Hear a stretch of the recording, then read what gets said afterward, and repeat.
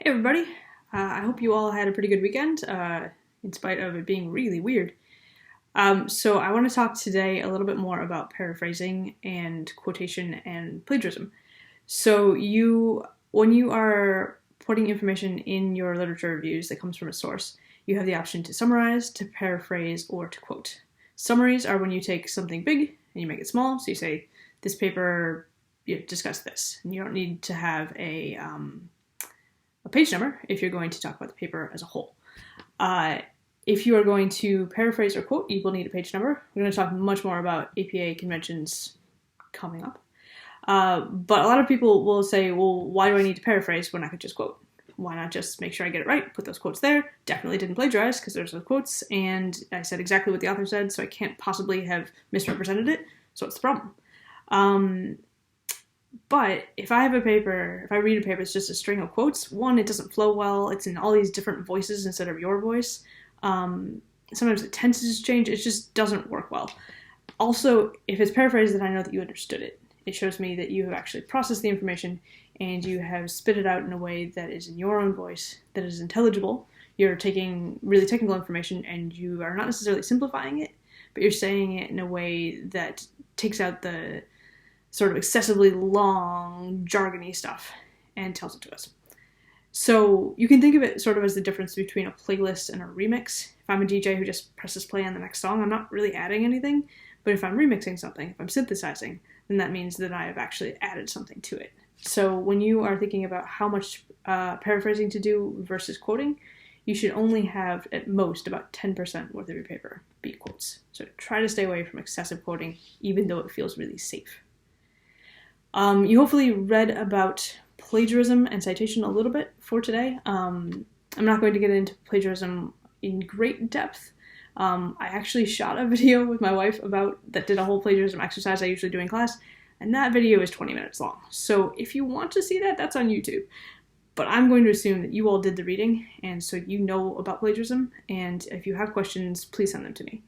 But I do want to just highlight really quickly one of the big reasons why we cite, and that citation is for both the reader, the author of the paper, and the author of the source that's being cited. So for a reader, it assures me that you have actually done your homework. You're not just giving me your own views, that you have gone and done a lot of research. So having those citations lends credibility to whatever you are saying. And also, if I want to find out more about the topic or more about that paper, I can go and follow up and see, what does the original paper say? If there's no citation, I can't do that. For the author of the paper, it has the effect of showing me that you know what you're doing. Also, you don't get sent to the Office for Academic Integrity, so that's good. And then finally, for the author of the original source, if you spend a lot of time working on a paper, it's pretty important that people actually give you credit for it. I think that should be pretty self-explanatory. But we're not talking about a matter of months. We're talking about like years and years spent on a paper. So you definitely want to make sure you're not stealing somebody's work. You're giving them credit just as you yourself would want credit if it were your paper.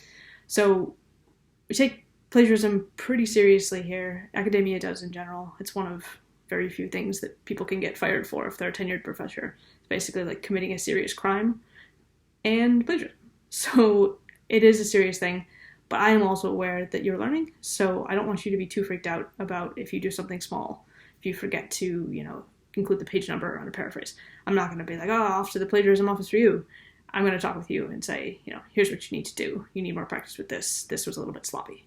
So don't do the really bad, don't buy a paper online. Just don't do that. Don't get somebody else to write your paper. Don't copy and paste chunks from one thing to the other with no attribution. But if you make little mistakes, try not to worry too much. Okay, so as you get into writing your own shitty first draft for Wednesday, I wanted to draw your attention back to emotional eating, which you read for Friday for homework, and talk about a few of the things that the author of that does really well that you can think about. So, one thing she does is she gives the methods and the background of each of the papers, and she's only doing 4 or 5 papers. So instead of just saying, author X found this, she tells us what were the actual methods of the study, what were they looking at, we have X number of people and this was what they had them do. And then when she goes to sort of critique some of those, we know what the context is, rather than her just saying they found this, but this is not credible. So you want to give enough background and methods that I can understand the context for the results. Another thing that she does well is that she synthesizes rather than just summarizing. It's not just like paper 1 says this, paper 2 says this, paper 3 says this. It's more like here's a theme that we see across these papers, and here's how different authors interact with that theme. She also maintains her own voice. She does this by doing a lot more paraphrasing and explaining than quoting. So the whole thing sounds like it's cohesive voice all the way through. And another thing she's good at is she is selective about her sources. So she includes sort of the best of for each one. It's not just like, here's everybody who touched on this theme. It's here are the main papers that touched on this theme. So you want to be a little bit selective in yours. She could do a little bit better job introducing her sources. Sometimes she just kind of like drops a citation in with no context for who these people are. Particularly if you have a topic where you're drawing from different fields, it might be useful to say, Dr. Stevens, a biology professor from Harvard, or versus, this other author who's a chemist from Oklahoma State. So I want to know, here's the chemistry perspective, here's the biology perspective, and not just say Stevens, 2008. That doesn't really tell me very much. So giving a little bit of an introduction about the authors can be really helpful for the audience to get context. So that is most of what I need you to know for today as you go into your reading and homework. Check Blackboard for that. If you haven't yet signed up for a consultation for Thursday or Friday, please make sure you do that. I also have office hours today and Wednesday, which you can sign up for. And if you would like to ask me any questions about plagiarism, about anything else, send those my way. Also, please email me if you haven't found your partner yet. I know a few of you haven't, so please be in touch about that. And your shitty first draft is due on Wednesday, so a couple of things to be thinking about there is that it needs to be 2 pages long. That's the minimum number of pages for your shitty first draft. You don't need to do APA-style citations for this one, but I do want you to make sure that you know where each piece of information comes from, so later you can go back and do it right. So if that means color coding, making notes to yourself, inventing your own system, whatever it is, just make sure that you know what source it came from, and if it's a paraphrase or a quotation, what is the page number. You also can just put bullet points for your introduction and conclusion. However, the rest of the paper cannot be bullet points and cannot be an outline. In order to get credit, it needs to actually have moved into paragraph form. But the outlines looked great overall, so I'm hoping that you all don't have too much work to turn this from outline to shitty first draft.